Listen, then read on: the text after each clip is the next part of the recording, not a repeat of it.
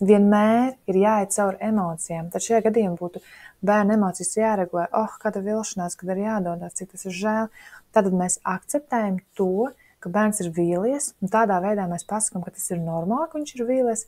Tāpat laikā mēs veidojam robežas, skaidrojot, ka šajā reizē es varu būt elastīga. Mēs pastāstam, ka nevis mēs, tāpēc, ka bērns raudāja un palika dusmīgs, tāpēc mēs viņu labi, mīļā, miera, labi pasēd vēl tās 5 minūtes, pēc tam būs jāiet, un tad pēc vēl 5 minūtes, un tad mīļā, miera, labi vēl 5 minūtes, vēl 5 minūtes. Tā tas nekad nebeidzās, un te arī jau kājas tam, kur tad tās robežas arī paliek tādas izsteipītas un neskaidras, jo bērnam nav tas konsekventums un skaidrība.